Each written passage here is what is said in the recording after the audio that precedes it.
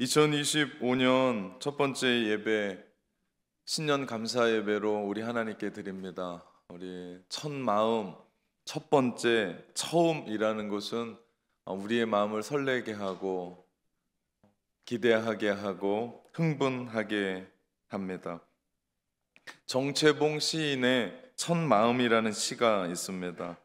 1월 1일 아침에 찬물로 세수하면서 먹은 첫 마음으로 1년을 산다면, 학교에 입학하여 새 책을 앞에 놓고 하루 일과표를 짜던 영롱한 첫 마음으로 공부한다면, 사랑하는 사이가 처음 눈을 맞던 날의 떨림으로 내내 계속된다면, 첫 출근하는 날 신발끈을 매면서 먹은 마음으로 직장 일을 한다면, 아팠다가 병이 나은 날에 상쾌한 공기 속에 감사한 마음으로 몸을 돌본다면, 개업날에 첫 마음으로 손님을 언제고 돈이 적으나 밤이 늦으나 기쁨으로 맞는다면, 세례 성사를 받던 날에 빈 마음으로 눈물을 글썽이며 교회에 다닌다면, 나는 너는 나라며 화해하던 그날의 일치가 가시지 않는다면, 여행을 떠나는 날 차표를 끊던 가슴 뛰이 식지 않는다면, 이 사람은 그때가 언제이든지 늘 새 마음이기 때문에 바다로 향하는 냇물처럼 날마다 새로우며 깊어지며 넓어진다라고 시를 썼습니다. 정채봉 시인은 동화 작가입니다. 동화 작가답게 그가 쓴 첫 마음은 우리의 심금을 울립니다. 1월 1일 아침에 찬물로 세수하면서 먹었던 첫 마음으로 1년을 살기를 바라는 시인의 마음이 오롯이 담겨져 있습니다. 학교 입학한 후 새 책을 받는 그날, 새롭게 출근하는 날, 아팠다가 나은 날, 개업의 첫 손님을 맞는 날, 세례 받았던 빈 마음으로 여행 떠나던 날을 기억하며 그 마음으로 살자고 말합니다.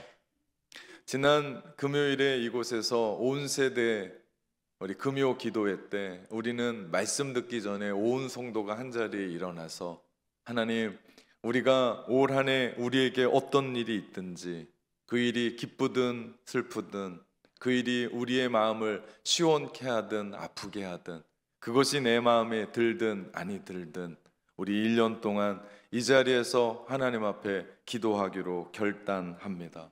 우리의 기도를 받아달라고 결단하며 기도했습니다. 우리가 세상을 살면서 우리는 당연함에 익숙해 있습니다. 늘 초심을 지키기가 어려운 게 사실입니다. 처음 마음 먹은 것 간직하고 산다면 우리의 삶이 덜 메마를 텐데, 웬일인지 모르게 우리는 당연함이 익숙합니다.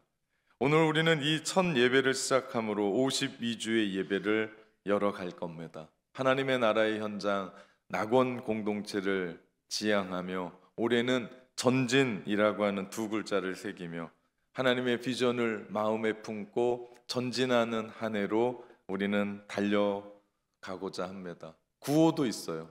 믿음으로의 전진, 1%의 전진. 우리 구호 잘 하시죠? 여러분은 전진만 외치시면 돼요. 제가 좀 어렵지 여러분은 어려울 게 하나도 없습니다. 믿음으로의 전진. 아유, 제가 틀렸습니다. 제가 믿음으로의 하면 여러분은 전진, 1%의 전진. 믿음으로의 1%의 아멘. 우리가 이렇게 외치며 달려가려고 합니다. 우리 한국이요, 정말 대단한 나라입니다. 여러분이 이곳에 계속 살고 있었기 때문에 느끼지 못하겠지만, 밖에 나가서 살면요, 한국의 위상이 올라가면 밖에 살고 있는 한국 사람들의 어깨가 올라가요. 근데 한국이 어려우면 밖에 살아가는 사람들도 역시 어렵습니다. 제가 아직도 기억나는 것은 2002년에 월드컵 할 때 저도 교회 분들과 함께 펍에서 축구를 보면서 얼마나 응원했는지 모릅니다. 그 현지인들이 키위인데 뉴질랜드는 축구를 그렇게 잘하지 못해요. 럭비는 잘하는데 그래서 그때 월드컵에 들어가지 못했습니다. 그때 저희가 그렇게 응원하면서 4강까지 가는 걸 보면서 그 키위들이 좋은 손가락을 보여주면서 너희 나라 최고다 그러면서 부러워했던 것을 기억합니다. 얼마 전 뉴욕 타임즈의 홈페이지에 첫 화면을 장식한 넷플릭스의 흑백 요리사에서 심사위원으로 활약한 마쉐린 3스타 셰프인 안재성 씨를 소개하면서 이런 글을 실었습니다. 그의 아메리칸 드림이 궁극적으로 시연된 곳은 그의 모국이었다. 그가 떠난 사이 한국은 음악과 예술, 텔레비전, 음식 분야의 세계 강국으로 탈바꿈했다라고 쓰여 있습니다. 이 기사를 보면서 얼마나 가슴 뛰었는지 몰라요. 대한민국 사람으로서 자부심을 느끼게 했습니다. 일명 K문화라고 하는 우리 K컬처라고 하는 부분이 국가의 위상을 드높였고 우리 손흥민 선수와 같은 사람들이 나라의 위상, 한국의 위상을 드높이며 또 그의 경기가 있을 때마다 온 국민들이 우리 하나로 모으는 일들을 했습니다. 그러나 지금 작금의 한국의 현실은 남북의 분단, 동서의 갈등, 이념과 갈등으로 분열된 것이 사실입니다. 2025년 새해가 밝았지만 안타까운 참사의 소식과 혼란스러운 정치적인 상황에 마음이 무겁기만 합니다. 첫 시작부터 어려움을 만났고 힘겨움을 만났습니다. 우리 어떻게 해야 되나? 여기에 멈춰야 되나? 아니면 계속 전진할 건가? 둘 중에 하나입니다. 선택은 우리가 해요. 여러분이 합니다. 내가 멈출 수도 있고 전진할 수도 있습니다. 세계 최초로 24시간 뉴스를 만든 채널이 CNN입니다. 이 CNN을 창립한 테드 터너는 자신의 저서전에서 위대한 전진이라고 하는 것을 이야기합니다. 그가 이런 얘기예요. 온갖 역경과 비극 속에서 살아가는 우리에게 선택은 두 가지다. 이대로 멈추거나 계속해서 달리거나. 때로는 비극을 견디고 길을 계속 가야 할 것, 계속 가는 것이야말로 최고의 전진 방법이다. 승리하는 사람들은 절대 포기하지 않고 포기하는 사람들은 결코 승리하지 못한다 말합니다. 그래서 우리는 올 한 해 숨죽이면서 시대와 민족과 나라를 바라보는 것이 아니라 적극적으로 움직이고 하나님이 우리와 함께 계심을 바라고 주님과 함께 비상하고 성령님이 부어주시는 능력으로 전진하려고 합니다. 우리는 2025년 한 번도 가보지 않는 그 길을 도전하면서 믿음으로 달려가는 우리 공동체를 생각하며 기도하는데 문득 아브라함과 참 많이 닮았다라는 생각을 하게 됐습니다. 아브라함은 우상 장수인 아버지 데라와 함께 하란에서 살았습니다. 하란은 영적으로 말하면 하나님이 계시지 않는 곳, 하나님의 말씀이 없는 땅입니다. 그런 곳에서 살던 아브라함을 하나님이 부르세요. 그리고 그곳을 떠나 하나님이 지시할 땅으로 가라고 말씀합니다. 이유가 있습니다. 그것은 하란에서 아무리 오래 살고 하란에서 돈 많이 벌고 하란에서 위상이 높이 살아도 그곳은 아무런 의미가 없다라는 얘기예요. 다시 말하면 하나님이 없는 세상, 하나님이 말씀이 없는 인생은 의미가 없다라는 얘기예요. 우리가 너무나 잘 알고 있는 부자와 나사로 이야기를 잘 압니다. 부자는 이름이 없습니다. 그러나 병들고 거지였던 나사로는 이름이 있어요. 성경이 이야기하려고 하는 것은 무엇일까요? 하나님이 인정하는 사람이 있다는 거예요. 사람들은 부자를 부러워합니다. 그리고 인정합니다. 세상의 사람들은 부자를 환호할지 모릅니다. 그러나 하나님은 하나님이 주목하시는 그 한 사람이 바로 나사로였다라는 사실입니다. 그렇다면 우리는 나 스스로에게 질문 한 번은 해봐야 됩니다. 나는 부자인가? 나는 나사로인가? 여러분은 누굽니까?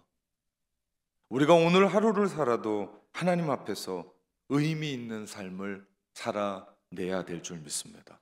창세기에 보면요, 족보가 그렇게 많이 나와요. 이야기가 나오다 족보가 나오고 이야기가 나오다가 족보가 나와요. 잊을만 하면 족보가 나와요. 웬 이름이 이렇게 어렵고 왜 그렇게 족보에 사람들이 많이 나오는지. 그런데 여러분, 그 족보를 읽다 보면 특징 하나를 발견하게 돼요. 그것은 의인의 족보에는 나이가 있습니다. 몇 살을 살았다는 나이가 있어요. 근데 악인의 족보에는 나이가 없습니다. 얼마 살았다라는 얘기가 없어요. 무엇을 얘기합니까? 악인은 아무리 오래 살아도 하나님이 인정하지 않는다는 거예요. 그러나 의인의 삶은 그 하루를 살아도 하나님이 인정하는 삶이더라. 그 의인은 하나님의 영광을 위해 하나님의 뜻과 하나님의 말씀으로 몸부림치는 사람을 얘기합니다. 깨끗한 사람이 아니라 하나님의 뜻대로 순종하고자 내 삶을 쳐서 복종시키는 그 삶, 하나님이 그 삶을 인정하시더라. 2025년 한 해가 밝았습니다. 어떻게 살아야 될까? 하루를 살아도 2025년 하루하루가 하나님께 인정받는 삶, 하나님이 기뻐하시는 삶, 하나님께 영광 돌리는 삶 사시기를 주님의 이름으로 축원합니다. 어떻게 하면 의미 있는 삶을 살까요? 어떻게 하면 의미 있는 인생을 살아갈 수 있을까요? 이 이야기를 좀 바꾸면요, 어떻게 하면 올 한 해 우리가 전진하며 살 수 있을까로 바꿀 수 있습니다. 저는 아브라함의 이야기를 하면서 이 이야기를 좀 풀어보려고 합니다. 먼저는요, 말씀의 전진입니다. 아브라함은 하나님의 말씀대로 전진했어요. 앞으로 나아가는데 필요한 건 속도가 아니에요. 정말 중요한 건 방향입니다. 좀 늦어도 괜찮아요. 그런데 올바른 방향으로 가야 돼요. 속도는 빨랐는데 방향이 틀리면 그 모든 것 헛겁니다. 아무것도 아닙니다. 아브라함이 하란에 있을 때 하나님이 그를 부르셨어요. 하나님의 말씀이 먼저 있었다는 거예요. 우리가 기억해야 될 부분입니다. 여러분, 아브라함이 제 멋대로 친척과 아버지의 집, 그 집을, 고향을 떠난 게 아니라는 거예요. 하나님의 말씀이 있었습니다. 그리고 그 말씀을 들은 후에 움직였어요. 우리가 2025년 전진할 때 우리에게 중요하게 전제돼야 될 한 말씀이 있습니다. 무조건 뛰자는 게 아니에요. 무조건 전진하자는 게 아닙니다. 우리에게 먼저 선행돼야 될 일이 있는데 그것이 하나님의 말씀이 들려지는 거예요. 나에게 하나님의 말씀이 들려질 때 우리는 전진할 수 있습니다. 그 전까지는 침묵하셔야 돼요. 그 전까지는 인내하셔야 돼요. 그 전까지는 여러분의 그 자리를 지켜야 합니다. 그러나 하나님이 여러분의 심령에 하나님의 말씀이, 레마와 같은 말씀이 여러분 가운데 전달되거들라. 머뭇거리지 마십시오. 지체하지 마십시오. 우왕좌왕하지 마십시오. 하나님이 말씀하시는 그 말씀 가지고 전진하십시오. 오늘 창세기 12장 1절 말씀해 보니까 여호와께서 아브라함에게 이르시되 너는 너의 고향과 친척과 아버지 집을 떠나 내가 내게 보여줄 땅으로 가라 말씀합니다. 하나님께서 아브라함에게 말씀하셨어요. 그리고 아브라함은 반응합니다. 창세기 2장 7절에 보니까 여호와 하나님이 땅에 흙으로 사람을 지으시고 생기를 그 코에 불어 넣으시니 사람이 생명이 된지라 말씀하세요. 사람은요, 흙으로만 지어지지 않았어요. 사람이 흙으로 지어졌다는 것을 아는 건 반쪽이에요. 흙으로 지어지고 하나님의 호흡, 영이 그 안에 들어가니까 생명, 무슨 얘기입니까? 살아있는 영이 된 겁니다. 그러니 사람이 살아있어 하나님과 교제할 수 있는 사람이 된 겁니다. 그 안에 하나님의 말씀이 있었습니다. 그 안에 기도가 있었습니다. 그렇게 하나님을 예배하고 하나님을 경외합니다. 흙만 있는 존재는 사람이 아니에요. 영이 없기 때문에. 그런데 오늘의 세상은 흙으로만 된 사람들이 행동하고 말하고 뭔가를 이루어 갑니다. 여러분, 흙으로만 지어진 것, 영이 없기에 짐승과 다름이 없습니다. 그래서 세상 살기가 우리가 어려운 거예요. 정말 필요한 건 하나님의 영입니다. 우리가 교회에 오면 왜 행복한 줄 아십니까? 예배하면 왜 기쁜 줄 아십니까? 예배가 기쁜 것도 있지만 중요한 건 우리가 흙과 영으로 지어졌기 때문에 이곳에서 하나님과 교제하고 이곳에서 하나님과 교제하다 보니까 아름다움이 있고 이곳에 행복이 있고 진정으로 사람의 격을 만나니까 따뜻하고 편안하고 기쁜 겁니다. 그래서 교회가 행복한 거예요. 왜냐하면 흙으로만 지어져 있지 않기 때문에, 그 안에 하나님의 생명이 있기 때문입니다. 사람이 타락하고 나서 제일 먼저 잃어버린 것이 영이었어요. 그러다 보니까 하나님과 교제하지 못합니다. 교제하지 못하다 보니까 하나님의 말씀이 그 사람에게서 사라지게 된 거예요. 그러자 자기 마음대로 사는 거예요. 자기 뜻대로 사는 거예요. 자기가 하고 싶은 대로 사는 겁니다. 이 땅이 그런 거 아니에요? 그래서 혼돈스러운 거 아닙니까? 그래서 아픈 거 아니에요? 그래서 불편한 거 아니겠습니까? 그렇게 살아가던 한 사람, 하란에 있던 아브라함에게 하나님이 찾아오십니다.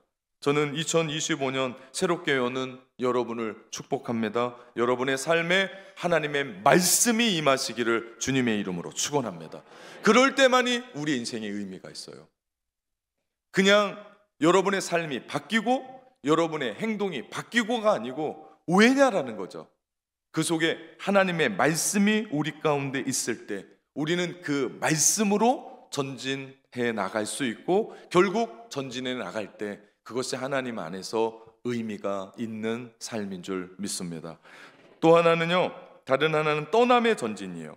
아브라함이 하나님의 말씀을 듣습니다. 그리고 떠납니다.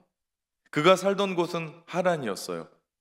하란은 아브라함의 아버지가 우상 깎으면서 살았었던 곳. 그 당시 고대 근동의 사람들이 아버지의 유업을 그대로 받아서 아브라함 역시도 아버지처럼 우상 장수하다가 죽을 운명에 있었던 사람이었습니다. 그러나 하나님이 아브라함을 찾아오셨어요. 그리고 아브라함에게 말씀합니다. 더 중요한 건 아브라함이 그 말씀을 듣고 순종합니다.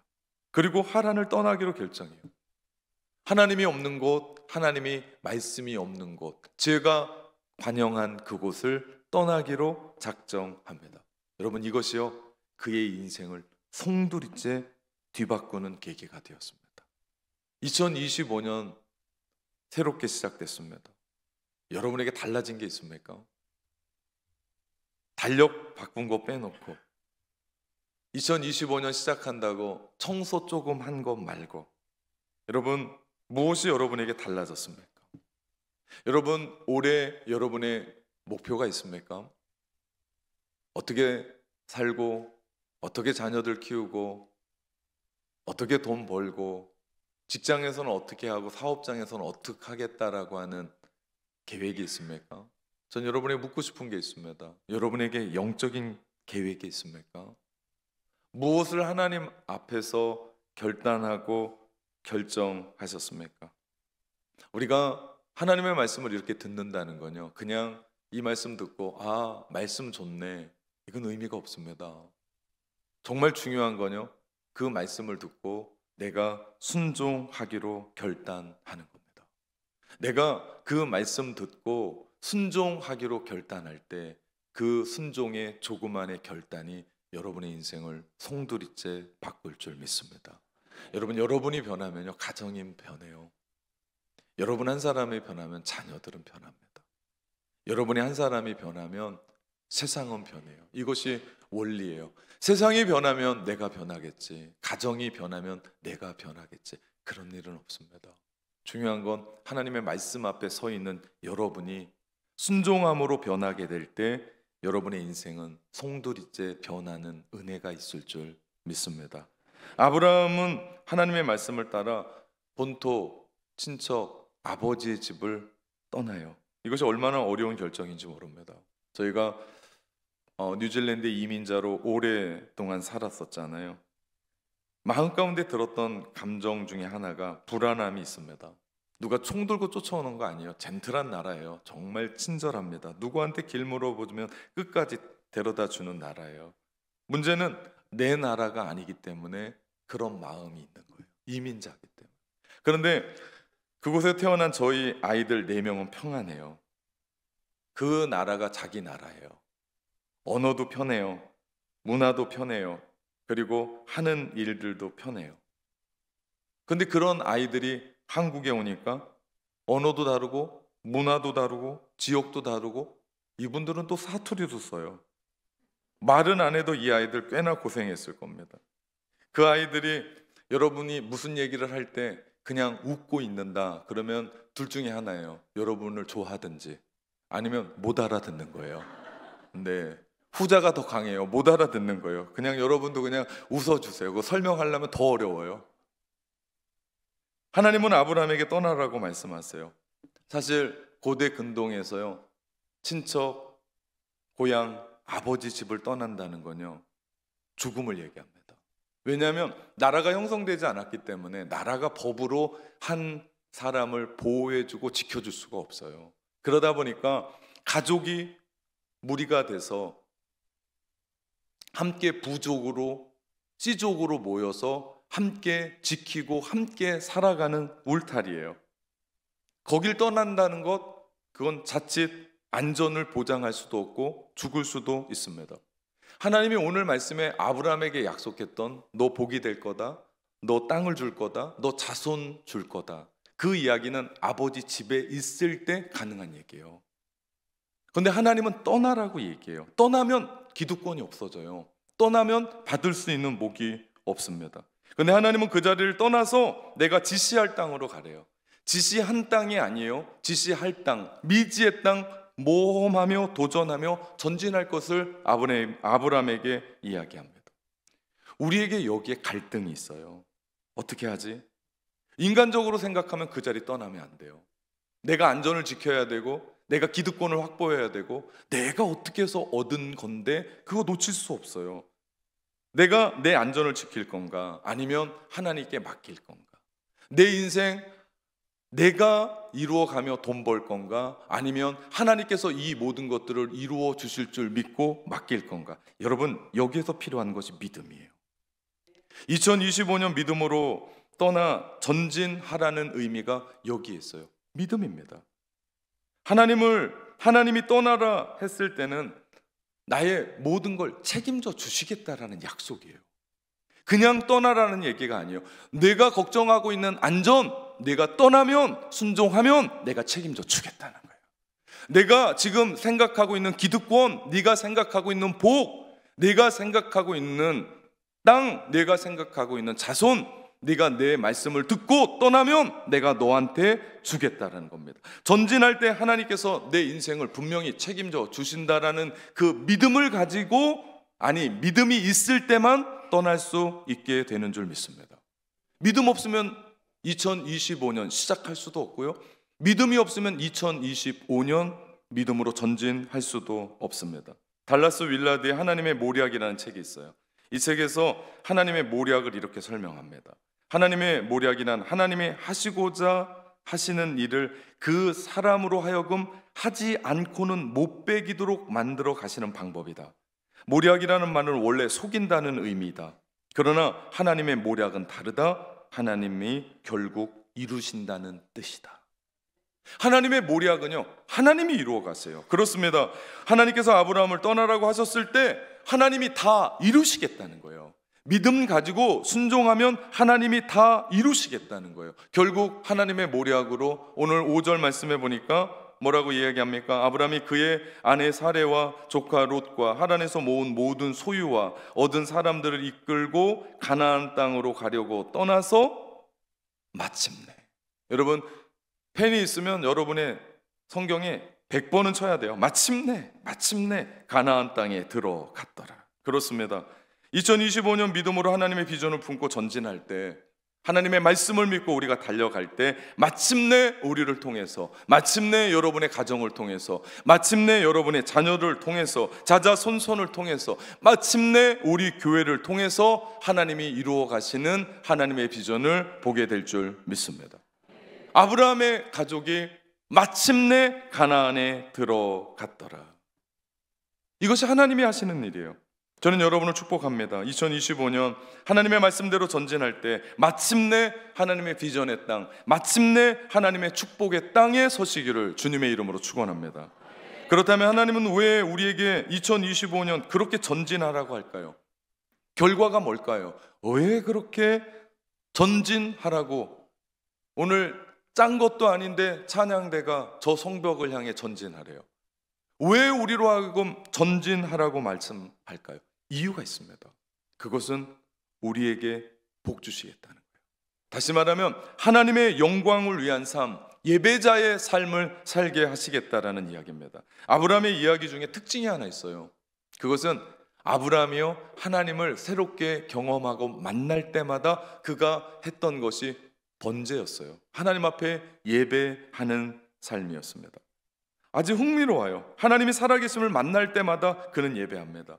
예배는요, 하나님을 의지한다는 표현이에요. 오늘 2025년 1월 5일 첫 주일 예배, 이 자리 가득 채우면서 여러분이 함께 예배하는 이유는요, 올 한 해 내가 하나님만을 의지하겠습니다. 내가 믿음으로 전진하고 1%에 전진하려고 하는 이유의 핵심은 바로 여기에 있어요.